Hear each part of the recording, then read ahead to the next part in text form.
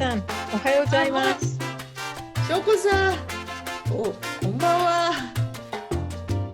本当に、今日はどこにいるんですか？そこからぜひ。今日は今、中米のコスタリカですね。コスタリカ。こうん、こで何やそうなんですね。るってですか？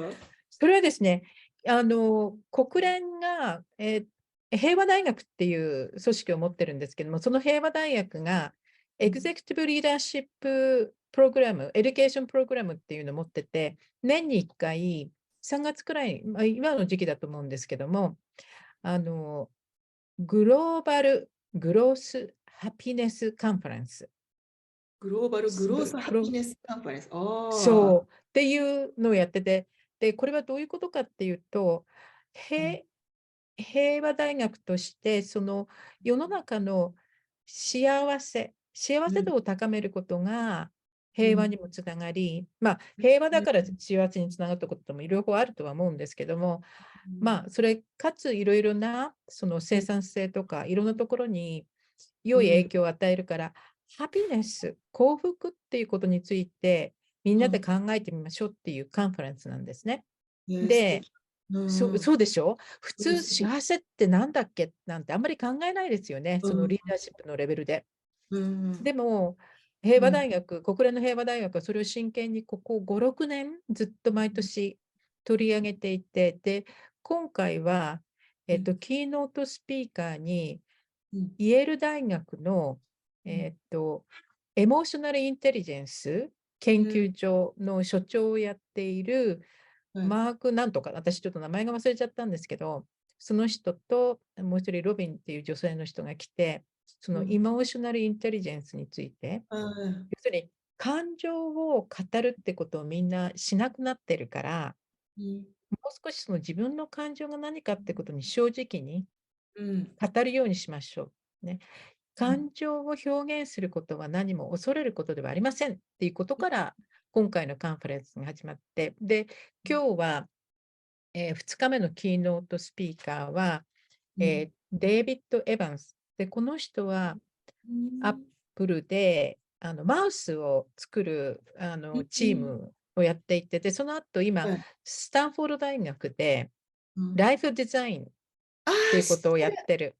結構本書いてるから知ってる人でしょ。持ってる、持っうん。てる。持っ私も、てるでしょ。そううん、そうそうそうそう。うん、で、うん、彼が、うん、それについてちょっと話をしてて、で、その彼が言ってたこと今日ね、なるほどねって思ったのは、うん、まず、パッションってことを求めちゃいけない。パッションっていうのは、ね、いろんなことをやってきた上でようやくそこに嫁ぐものだから、そんな若い人の時からそんなパッションが分かってることはないよっていうことを言ってたんですね。はい。うん、うん。うん、で、やっぱりその自分が何であるかってこと、それから自分が何を信じているかってこと、で、じゃあうん、自分は何をしたいのかってこと、この3つの柱で物事を考えて、うん、で、いろんなこうシナリオが出てくると思って、これを例えばこのデイビッドが言ってたんだけども、僕はもう70いくつになるから、そろうん、そろちょっとそんな真剣に仕事をしたくてもいいんじゃないかって考え出して、で、3うん、つシナリオがある。で、1つは、うん、そのリタイアをもっとして、自分のうん、好きなヨットを買ってセーリングに行く。うん、で、もう一つは、でも、このデザインライフ研究所はものすごく繁盛してるから、もっとこれをあのいろんな大学のうん、学生たちに広めるようにもっと大きくしていく。うん、で、もう一つは全く違う方向で、こうん、のビジネスを、うん、こう、違う本を書いて、新しいコンセプトを作っていく。この3つがある。うん、で、そこでやっぱりどれがいいだろうって自分でいろいろ考えていくって、その時に考えるのが、そのワークライフって2つに分かれちゃうと、それはどっちだってこう、ゼロサムゲームみたいになっちゃうでしょ。だからそうじゃなくて、4つのそうん、の箱を作って、ラブ、ね、愛、ワーク、ね、プレイ、ね、ヨガとかね、それからここにヘルス。言って、そこからバランスよくどういうふうに今自分がいるのかってことを、2つじゃなくて、その4うんつのカテゴリーから見ていくっていうことをしたらどうんうで。で、これはでうんもご本人が、もう自分もね、今70、70になってね、そういう最後のこうキャリアデベロップメントの時期に来てるから、いろいろ考えてるっていうことをそういう自分の経験談も話しながら言ってくれましたね。それがえ今日のキーノートで。素晴らしいです。そうなんです。で、私も実は昨日っていうか第1日目に、私のコーチの先輩とプレゼンしたんですよ。どうでしたか？あれお茶そう、ちょっと最初に、お手前してみんなもこう、心を落ち着かせるっていうことをして、そこからどうだった、そこのマインドフルネスとか、カームとか、キュリオシティ、興味度が上がるとかって、そういうことから、それをセグウェイにして、じゃあ、ね、カルチャーインテリジェンスっていう話に持ってった素晴わらしい。けですね。よかったです、よかったです。でも、やっぱり来てる人がそういうことに興味がある人ばかりなので、聴衆も極めて協力的な、聴衆だったので、やりやすかったです。素晴らしい。うん。それはじゃあ、よかったですね。お疲れ様でした。ありがとうございます。ありがとうござい自分の時間がます。終わって。ありがとうございます。そんなわけで、今日は番外編にさせていただいて、いつもの土曜日ではなくて、日曜日にやらせていただいております。そうです。そうなんですよ。でも、よしこさん、今日はまずいくつかコメントをね、頂戴してて、今まで、なんと私たちは12回以上やってるんですね。すごいね、続きました。皆さんあり続きがとう。まして、本当。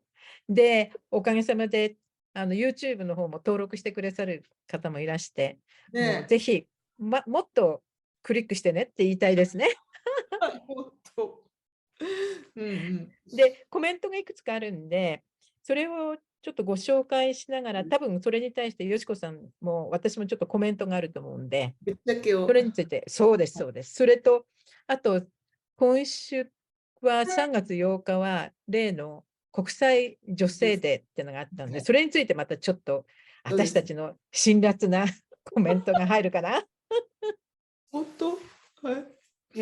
そんな感じで今日はちょっといつもよりはちょっと長めのセッションをさせていただきます。はい。で、まずですね、Q&A およびコメントから入らせていただきます。これ、エピソード9か10ぐらいにやったときに、社内ポリティクスも悪くないっていう、エピソードの中で、よしこさんが、社内ポリティクスをダーティーなものと考えちゃダメよ。これはリレーションなんだからっていったコメントがあったと思うんですけど、それに対してコメントがいただきました。はい。よしこさん、それはよくわかりますが、やはり社内ポリティクスはいろいろあって足を引っ張られることもあります。一体どうやったらいいんでしょう。これをリレーションとして考えるのは私には難しいです。そうか。というコメントです。ねえ。じゃあ、わかんないですけど、その文脈がいろいろあるからね、彼女、その質問してくださった。そうです、女性です。女性です。まあ、どうしたいんですかね。どうしたいっていうのは、勝ちたい。まあ、勝ち負けだけじゃないんだけど、実際ね、まあ、勝ちたいんですかね。わかんないけど、その社内ポリティックスでうまくいく。でも、勝つにしても何にしても、戦わないっていうのもあるだなと思うんですよね。なんか、まあ、ふっかけてきたと、ポリティックス的だ、意地悪してきたとか、なんかめんどくさい状況に陥れてきたなって、自分が思ったら、対応しないっていう考え方もありかなと思うんですよね。で、反応しないってことですよね。反応しない。だって乗らない。乗らないってことですよね。乗らない。ポリティックスでみんな生き残りたいからやるっていうことかな。うやるんですん、ね。そのなんかちょっとダーティーな世界だと。うん、うん、でも生き残るっていうか、なんですかね、勝つ負けるとか生き残るとかっていうことは、そこに戦ったらそうなるっていうことかなと思ったんですね。うん、うん、だから乗らない。でもその乗らなかった分、いわゆる得られないものもあるわけですね、もしかしたら。戦ったら得られるものももちろんあるかもしれないけど、戦わなかったら、まあ、要するに馬券買わなかったらお金は増えない。馬券って減りもしないかもしれないけど、増えもしないかもしれないですよね。でも買うことによって得られるものはある可能性はもう上がったわけです、そこで。なんかが。はい。うん。だからその得られないくてもいいんだっていうふうに自分が思うから、そこに乗らない。うん、ううん、ん。そこはご自分がもう決めるしかないんですけど、うん、まあ、毎回ね、乗らなくてもいいんじゃないかなと思うんうん、うん、ですけど。うん、うん。で、これ、うん。いつも私たちの、まあ、コーチとしての、あれは、まず何をどうしたいんですかっていうね、質問から私たちはいつも入りますけども、まあ、考え方として、乗らないっていうのも一つのオプションだと。うん、とすれば、多分他にもオプションがあるから、それを、シナリオをこういくつか、どういうシナリオがあるのかっていうのを書き出して、そこからそれぞれの一つ一つのシナリオが、うん、どういうその結果を巻き起こすのかっていううん。プロとプロコンですよね。そう。ね。うん。をうん。書き出して、そこからじゃあ自分のやりたいこと、まあ自分が望むものがどこがいいかなっていうことを、まあ選んでいくってことですかね。そうですね。それがうん、一番、ウォークアウェイするっていうのも、まあ、ある意味じゃ戦略じゃないですか。うん、うん、ここでは戦わないっていうふううん、に決めうん、ることも。うん、ううん、ん。でもそれはそういうさっき言ったそのプロスコンズで自分がまあ、プロスだなと思うから乗らないって決めたんだったらそれもありかなっていうことですかね。そうですね。やっぱうん、りうん、その辺のこう判断基準になる材料を自分で明確にうん、分析するっていうのも一つ重要なことかもしれないですよね。うん。で、まあ、乗った方がいい時もあるからと思うので、あのどんな時に乗ったらいいんですか？自分が勝てるって変だけど、それはやっぱりみんな乗ろうと思いますよね。うん、うん、でもまあそれ今度自分だけになっちゃうとね、なんかちょっとエゴっぽいから、まあ組うん、織にとって、その置かれた立場でのね、その全体にとって、何らかのこう、まあ、プラスになるってうん、自分が思ったら、そこはなんかアクションした方がいいけど、で別にそこいいじゃんと思ったら、自分だけの中のことだったら、うん、うん。あの戦わない余計なエネ余計ルギーを使わない。エネルギー使わないっていうのうん、もある。それうん、で収まるっていうことであればね、そこがね、なんか。うん、うん。だからいつだったかよしこさんがやっぱり気持ちよく働くっていうことが大事であれば、そこうん、はいつどこでそうん、のまあ反応すすべきかどうかしないかっていうのを判断するのは重要なことだっておっしゃってうん、たと思うんだけど、うん、その自分の目的が何かってことが明確であるってことは重要ですよ。例えば、どうしてもこの2年の間にバイスプレゼントまでになりたいんだっていう、まあうん、これちょっと極端な例ですけど、うであれん、ば、ある程度そういうポリティクスに、うん、まあリレーションと見ながらも、うん、やっぱり乗ってかなきゃいけない部分っていうのも出てくると思うんですよね。ううん、ん、だからその時にやっぱりプロコンを作って、ここではうやっぱりん、戦うって言葉がいいかどうかわからないけども、うん、うん、やりくりしていくか、あるいはここでは全くもう無視するかっていう、そんそな感じですかね。そうそうそうそう。本ん、当に、そう。なんかね、具体的な例がちょうん、っと難しいですよそうですね。うね。ん、逆にね、言ってくださる方はこういう具体例がっていうのがあったらね、いいかなと思う。でも大抵の場合ってあれじゃないですか。皆さん自分のエゴで自分を喜ばして、一時的にこううん。満たすために相手を落とし入れるような怖ことをい。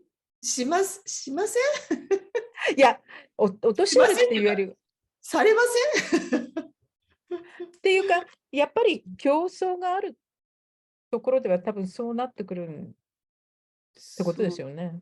うだから反ん。応しなきゃいいじゃんって私本当思うんですよね。なんかね、なんか無うん。駄なことになっちゃうっていう。うん、無駄なエネルギーね。ううん。ん。でも私ね、いつだったかやっぱりそうね、うん。反応しなかったら、ああ、翔子はそういうことは興味がないんだって思われて、そう。そで、良かった時と良くなかった時があるの。う。うん。その良くなかった時はやっぱりそういうオポチュニティがうん。来なくなるっていうか、うん。う確ん、かにね。そう。だから、そこはちょっとよくよく考えなきゃいけないかなって気は、どうん。のくらいのステークがあるかなって感じかな。うん。うん。そうそうそう。でもこのね、社うん。内ポリティクスはね、やっぱり、あのまあ、いずれにしても、うん。社内ネットワークをして、リうん。レーションを常に潤滑油としてって、この間、よしこさんも言ってたと思うけど、それをすうん。ることがやっぱり重要になってきますよね。ううん。ん。基本はその路線はあった方がうん。いい、まあ、みんなにとってうん。いいと思いますけどね。みんなにとってね。うん。みんな、そのみんなにとってね。ステークホルダー、自分もうん。含め。含めてね。うん。そうそうそうそう。難しいね。そうね。うん。うん。でも、避けない。私はその反応しないっていうのは避けてるわけじゃなくて、避けてるわけじ選んで、そう、選そうです。んでしないっそう。てことだから、それそうはそれで意味があることだと私も思いますそう、よ。戦略うん。なんですよ。これ一そう、つの。うそう。ん。ということで、コメントいただいた方、いかがだったでしょうか。とりあえず、ありがとうございます。ます。で、2つ目のコメントです。これですね、コンフィデンスってコメント、これ結構ビューイングの数が多かったんです多かったね。けども、うん。で、これ、コメントとしてっていうか、ちょっとこれもちょっとぼんやり書かれてるんですけれども、うん。え上司からうん。君、会議中にもっとうん。コンフィデンスを持った態度で出うん。席してくれと言われました。うん。私自身としては、コンフィデンスがあると思ってるのに、うん。上司からそのように言われて、うん。どうしたらいいんだろうと思ってますけど、うん。何かアドバイスがありますかうというん。ことです。ねえ。ちょっと落ち込んじゃったね、その方ね。そういうふうに多分言われて。そうなんですよ。ちょっと疑心暗鬼になりますよね。自分はいいと思ってたのに上司からうん。自信がないように見えるよって言われたら、ちょっと、ねえ。うん、うん。これ、聞いてみたら上司、うん、どういうところがそういうふうに見えるんですかって。そう。それねと、これ私言ってもいいですか私これえ。ね、上司がダメ。上司がそうですよ。そうです。そんなコンフィデンスがないとかって言っちゃいけない、ねあれですよね。しかえ。も、うん。しかも、うん。何に対してコンフィデンスがないのかって非常に不明瞭。ねえ。こういうフィードバックは全くもって百害あって一理なし。うん。やめましょうね、皆さん。もしリーダーでこんね。なことを言ってる人がいたら、って私は大声でそう。言いたい。ねえ。本うん。当、なんかあんまり聞いてみて、ね、この間言われたのはあれってどういうところだったんですかって。うん、でもそうごちゃごちゃですね。言うんだったら適当に聞き流してていいんじゃないですか。よしこさん結構過激。過激あんまりこう明確に言わなかったらね。うん。うだからん。上司もフィードバックをするときは、ちゃんとよく考えて、単にちょっと打ち合わせ中、多分大きなミーティングだったんじゃないかと思いますけどね。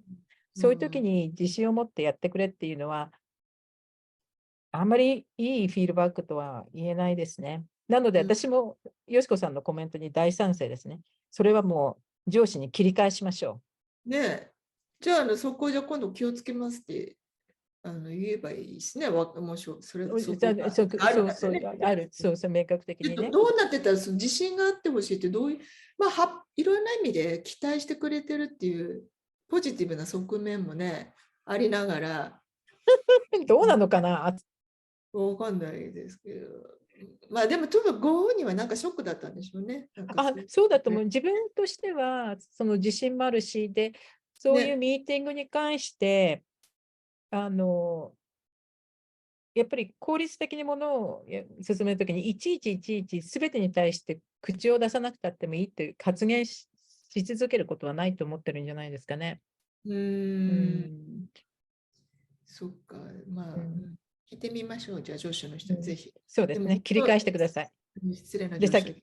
本当、フィードバックが下手な上司は困りますね。そうですね。ううんうん。ん、っていうのは、これが多分2つの今までのコメントで大きなところかなと思いますが、で、うん、私の先輩から、これはコメントです。はい。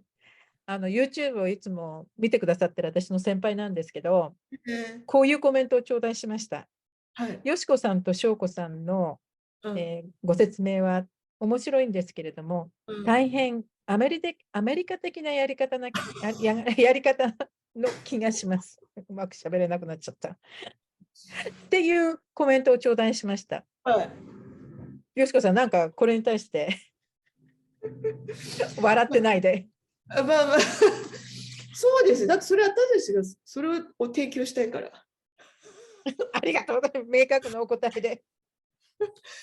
まあ、ね、そういうこういうなんかマネジメントとかなんか一応まあアメリカの方が進んでるっちゃいろいろ進んでて、それをで喋ってるからね、私たちが。そうなんですね。で、私たうん。ちの意図としては、うん。アメリカ的な考え方を少しでも皆さんにシェアしうん。て、いいところがあればそれを取っていただきたいと思いまうん。すね。で、や世の中はって言ったらいけないな。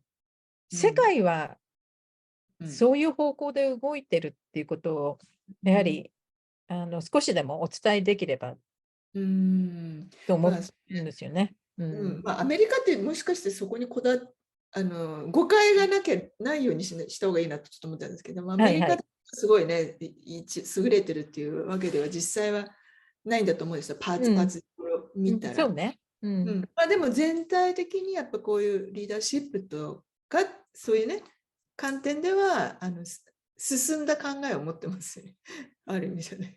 努力してますよ。やっぱり、努力してる。研究そう、してるし。うん。すごいいろんな問題が抱えてるし、社会的にね、うん。その多民族であったりとかっていうのがあるから、なかなかうまうん。くいってない部分っていうのは当然あるんですけど、それを避けないで認うん。めて、問題があるってことを認めて、その上でじゃあどうやっていったらいいんだってことを結構真摯にやってるのがアメリカかなっていう気がしないでそうもない。うね。ん、みんながまあ、みんなってそうだとは言い切れないんですけど、変な人もいるからね。そうね、そうマツそうそう。コちゃんみたいにね、もう困るよ。そうそう。まあ、日本は水面下でやってるようなことがもしかしたらすごい多いのかもしれないんですけどね。なんかあんまり表立ってやってるように見えないから、アメリカの人たち結構表立ってやってるようにするじゃないなんか。でもそうしないと、あそのなんちゅうの、進まないっていうかね、何も起きないからっていう、いろんな、じゃあ国土的にも人種的にもとかいろいろあるけど、う、そう。なんか日本もいろいろやってんだけど、よくわかんないんです、水面下。いや、それって、例えばね、この間のよしこさんを私に送ってくれた世界銀行のエクイティ、女性とあれ、男性のエクイティのインデックスが日本は78とか、なんかすごい低いんですよね。ね、190カ国中の104位とかって言われて、うん、で、アまあ、メリカはうん、97. 点いくつで、100じゃないんですね、アメリカもね、やっぱりまだまだ、はい、エうん、クイティとしてあれなんですけうん、ども、だから、で、何年日本はあの50年かかると追いつくまで。他の国に、日本がこのジェンダーギャップの差をね、小さくするに50年かかるぐらいっうん。ていう、遅れちゃったっていうことを、ウォーニングされちゃってるんですよね、そのレポートの中でね。責任から。そうそう。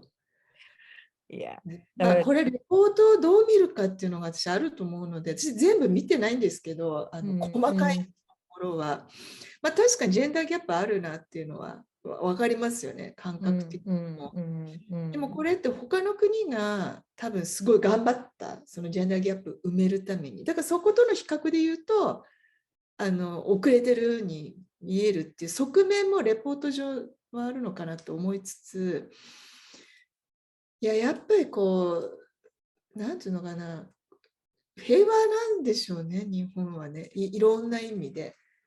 いろ何も進まないんだけど、そんなこと言っちゃうと。そうですよ。78で100、109、104位っていうのはちょっとね、そどうすん、何なんだっていう気もしないでもないんですけども、なので、ぜひ、これは、なんていうんですか、システミックな問題、システムの問題と、やっぱり、それぞれ個人のう、意識を高めてやってほしいっそう。てところがあって、それはうん、どうしても私、今女性のいろんなコーチングとかトレーニングをしてると、女性の意識は高い部分がすごく多いと思うんですね。一生懸命やろうっていうところがある。だけれども、組織的にそういうシステムが整ってないっていう部分と、うん、これはですね、ちょっとまた品種を買ってしまうようなコメントをさせていただきますが、うん、女性のトレーニングをやって、うん、すごく女性が盛り上がるわけですよ。ところが、例えば3日とか1週間とかトレーニングに、行って、うん、で、現場に戻ると、うん、それが萎えちゃうのね。うだからん、システムが整ってないっていうのと、うん、周りの、特に男性の上司の場合が多いんですけど、男性の上司がうん、理解してくれてなくて、せっかうん、くトレーニングしたのに、うん、男性の上司がそれを分かってないから、あまうん、りその学んだことを発揮できない。うん、ううん。ん、うん、だから私最近、ちょっと男性のトレーニングもした方がいいのかなとかってちょっと思っちゃいましたよ。うん、どうなんですかね。うん。いや、もう翔子さんがやってくれたらすごい鬼に金棒なんだ、なんですけど、だから、まあ、システムの方、政治とか、あうんうん。と、まだまだ日本の現状は変えられないけど、今、このポッドキャストを一番私たち影響できるのって、それこそ女性の方向け、女性の方の意識の持ち方っていう部分でのいこんあのえいえーなんかインプットはできるかなと思うんですよね、私たちの方で。で、うーん、なんですかね、なんで私すごいごめんなさい、私わかんないんだけど、私いたとこって結構女性管理職多かったから、なんでみんなそうって言ったのが正直言ってよくわからないっていうのなんですね。要するに自分はなれるんだと思ったらなれるけど、やっぱなれないんだと思ってる人たちが多いってことだから、そこはちょっとアンコンシャスバイアス的なところは女性もあるんだけど、じゃあそれは世の中がそうですって言われちゃえばそうなんだけど、どっちを先にやりますかっていう、その世の中の意識を変えることと自分の意識を変えること。でも自分両の意識を、方ですね。そう、世の中の意識変えるには、でも自分の意識やっぱり変えていかないと変わらないですね。世の中を変えることは、自分の意識が変わったら、私にはだからアンコンシャスなバイアスなくそうって思ったら自分で変える。そういう人が増えたら全体的になくなる。そう。地道な努力ですが、頑張りましょう。そうですよ。そこをやりましょうよ、そう。ぜひ。ぜひ。